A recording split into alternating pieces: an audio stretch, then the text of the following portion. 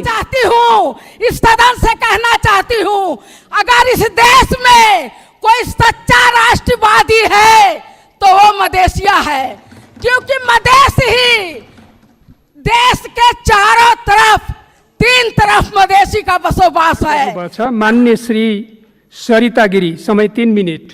सम्माननीय सभामुख महोदय, ज्येष्ठ 19 के दिन मैं संसद में अनुपस्थित थी। मेरी अनुपस्थिति में वहाँ पे हमारे इस संसद के एक माननीय जी ने जो मंतव्य दिया उसको घृणा का मंतव्य कहा जाता है, अंग्रेजी में उसको हेट स्पीच कहा जाता है सभामुख महोदय, क्योंकि उन्होंने रगत उमलने की बात कही। उन्होंने अपने मेरे पद का मर्यादा नहीं होता तो मैं भौतिक रूप से भी आक्रमण कर सकती थी, ये बात कही। और भारतीय चेली नेपाल के संसद में आके दादागिरी करती है, ऐसी बात कही है सभामुख महोदय। मैं वैसी भाषा प्रयोग नहीं करूंगी, मैं प्रेम से अपनी बात कहूंगी सभामुख महोदय। और मैं बहुत प्रेम और सद्भाव और आग्रह के साथ ये कहना चाहती हूँ कि इस मंतव्य को रिकॉर्ड किया जाए और नेपाल के कानून के अनुसार यह हेट स्पीच कानूनी कार्रवाई के लिए पर्याप्त होता है। और मैं सरकार का ध्यान आकर्षण कराती हूँ, गृह मंत्रालय का ध्यान आकर्षण कराती हूँ कि इसको रिकॉर्ड में लेके और कानूनी प्रक्रिया को आगे बढ़ाया जाए। मैं दूसरी बात कहती हूँ सभामुख महोदय कि पूरे संसद पे की मर्यादा पे और उसके सार्वभौम सत्ता पे आक्रमण हुआ है, इसलिए ऐसे हेट स्पीच को संसद के रिकॉर्ड से हटाया जाए। जब तक ये संसद का रिकॉर्ड पे बना रहेगा, इस देश में विभाजन की दरार वहीं से शुरू होगी, क्योंकि यहाँ पर अगर ये संसद के सार्वभौम सत्ता पे, संसद में ही जासूस कहने की बात की जाती है, संसद में दादागिरी चलाने की बात की जाती है सभामुख महोदय, ये सिर्फ किसी माननीय पे नहीं, ये पूरे संसद पे आक्रमण है। सभामुख महोदय, मैं क्षमा चाहती हूँ कि हमारे माननीय जी भी संसद का वक्तव्य पढ़ के अपना वक्तव्य देती हैं या मीडिया में जो प्रायोजित ढंग से वक्तव्य आता है उसको कहती हैं। मैंने कहा है भारत और चीन दोनों देश के साथ संवाद करके बात आगे बढ़ाई जाए, और थोड़ी देर के बाद मीडिया ने भारतलाई नसोधिकन नक्शा बनाउने ये कहा कि प्रायोजित किया। उन्होंने भी उसी मंतव्य को पढ़ा है, सुना है और उसके बाद अपनी धारणा व्यक्त करती हैं। कम से कम हम लोग सभासद लोग जब बोलते हैं तो वस्तुगत तथ्य और प्रमाण के आधार पे बोलें। जब बाहर के जनता की हल्ला होती है, उसी के हल्ला में हम लोग जाएंगे तो हम लोग देश का नेतृत्व कैसे करेंगे। मैं जो दूसरी बात, महत्वपूर्ण बात उठाना चाहती हूँ यहाँ पर, हमारे माननीय जी ने एक बात तो अच्छा ही कहा, भारतीय चेली को भारतीय दलाल बोलते बोलते चेली कहा, महिला है सहानुभूति होगी इसलिए इज्जत बढ़ाया है, लेकिन फिर भारतीय जासूस करके उन्होंने सब पे पानी फेर दिया। मुझको भी मालूम है सभामुख महोदय, उनके पति राप्ती जिला के दांग जिला के राप्ती गांव पालिका में जब वो चुनाव लड़ रहे थे तो उनके गांव पालिका के निर्वाचन में भारतीय रुपया बांटा गया। बाद में जब गांव वालों ने पकड़ा कि नहीं ये भारतीय रुपया तो उत्तर की छिमेकी चीन की तरफ से बांटा गया है, तो कहीं इस संसद में बिना किसी बड़ी शक्ति के आरोप के बिना उनको कैसे हिम्मत हुई, कहीं हमारे उत्तरी छिमेकी चीन के इशारे पे तो उन्होंने एक भारतीय चेली पे आरोप नहीं लगाया है। भारतीय चेली ऐसे नहीं आई है सभामुख महोदय, नेपाल के कानून के अनुसार आई है। और मैं एक बार और कहती हूँ, मैं नेकपा पार्टी के संसदीय दल के नेता और नेकपा पार्टी के अध्यक्ष और नेतागण से कहती हूँ, मैं महत्वपूर्ण बात कहने जा रही हूँ सभामुख महोदय।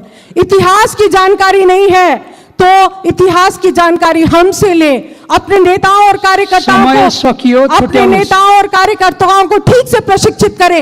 हिंदी का नेपाल में क्या स्थान है और हिंदी का यहाँ पे क्या संबंध है वो उनको बताएं, ताकि उनका रगत नहीं उबले।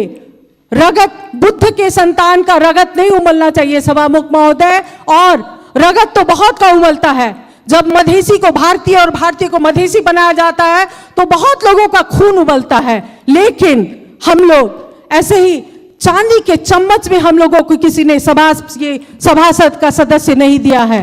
जनता के बीच में संघर्ष करते करते करते हम लोग आए। और अंत में एक बात और मैं कहूंगी, नागरिकता के विषय में उन्होंने कहा है कि हम लोग क्यों राष्ट्रपति होंगे, हम लोग समय मैं एकदम खत्म कर रही हूँ, महत्वपूर्ण बात है।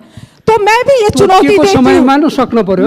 मैं चुनौती देती हूँ कि 2072 साल के संविधान बनाने वक्त में जब मधेसी सड़क पे थे तो उन्होंने आर्टिकल 279 लाके हमारे हाथ और पैर में जंजीर बांधी है। जंजीर जब तक रहेगी तो हमारा संघर्ष रहेगा, और हिम्मत है तो वो जंजीर को हटाइए और तब हम साथ मिलकर नेपाल बनाएंगे, नहीं तो ये बात तो चलती रहेगी। सभामुख महोदय, मैं फिर से कहती हूँ कि इसको सभामुख महोदय रिकॉर्ड से हटाया जाए। मैं ये मांग करती हूँ जब तक इसके बारे में ये घृणा का स्पीच इसको रिकॉर्ड से नहीं हटाया जाएगा, मैं क्षमा चाहती हूँ, हम लोग संसद को ठीक से सुचारू रूप से आगे बढ़ने में देने में असमर्थ हैं। सभामुख महोदय।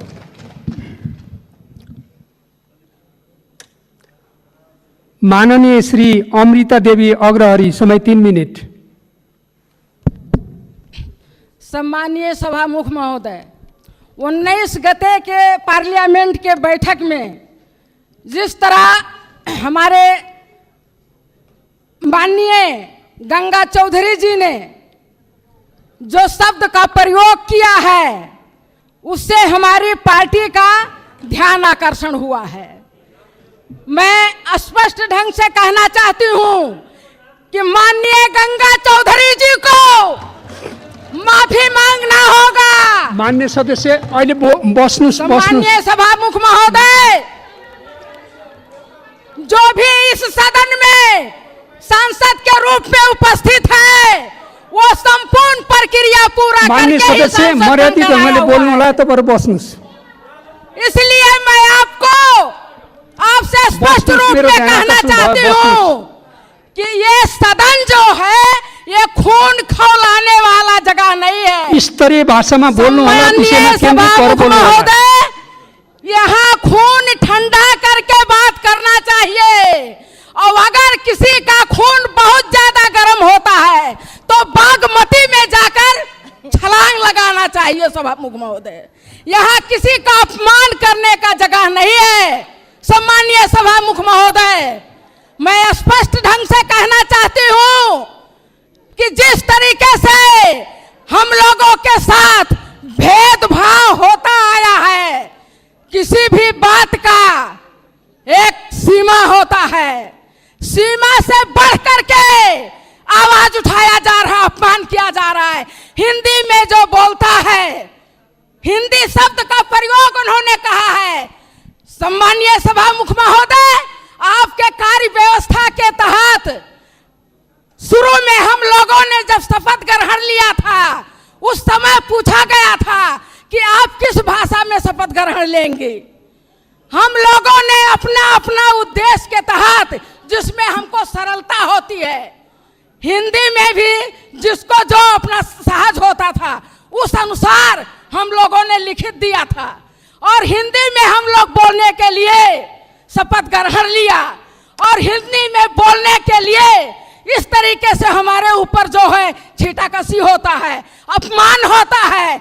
हम ये कहना चाहते हैं सभामुख महोदय कि हिंदी बोलने से कोई हिंदुस्तानी नहीं होता, अंग्रेजी बोलने से कोई ब्रिटिश का नागरिक नहीं होता।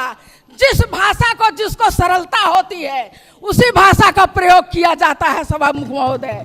इसलिए मैं आप लोगों से कहना चाहती हूँ, इस सदन से कहना चाहती हूँ, अगर इस देश में कोई सच्चा राष्ट्रवादी है तो वो मदेशिया है, क्योंकि मदेश ही देश के चारों तरफ, 3 तरफ मदेशी का बसोबास है, जहां पे आज तक 1 इंच भी जगह मदेशियों के रखवाली के तहत किसी में हिम्मत नहीं हुआ समय सकियो, टुंग्याउनु जो आकर के आक्रमण कर सके।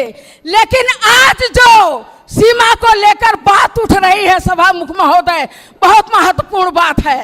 कागज के टुकड़ा में, कागज का जो नक्शा है उसमें कोर देने से हमारे नेपाल का जगह फिरता आने वाला नहीं है। आप कोर लीजिए नैनीताल, आप कोर लीजिए हरिद्वार, आप कोर लीजिए खटमाय और पिथौरागढ़, जहां भी कोर लीजिए, उससे हमें नहीं मिलने वाला है। और भारत के लोग भी अपने नक्शा में काठमांडू और पोखरा अपने नक्शा में कोर लें, उससे भारत को भी नहीं मिलने वाला है। यदि जाने अनजाने में पहाड़ी शासकों ने जग्गा को बेचा है टुंग्याउनु तो उसको समय वार्ता के सिद्धिसक्यो। टेबल के माध्यम से समय सिद्धि हमें टुंग्याउनु। वापस लाना चाहिए सभामुख महोदय। जगह बेच करके और नौटंकी करने से जगह वापस नहीं आता है। इसके लिए कूटनीतिक वार्ता के टेबल पे बैठिए और जगह को वापस लाइए। और यदि ऐसा नहीं कर सकते हैं इस देश के शासक लोग तो कुर्सी से राजीनामा दे, कुर्सी छोड़ दे। मदेशिया उस कुर्सी पे बैठ करके और देश को वापस लाएगा। यदि वाकई हमारे देश के भूभाग आक्रमण हुआ है तो मैं इतना ही कह करके आप लोगों के समक्ष एक शब्द और कह देना चाहती हूँ। नागरिकता के विषय में भी हमारे माननीय जी ने आवाज उठाया कि एक सांसद के पास 2 नागरिकता है। मैं कहती हूँ वो नागरिक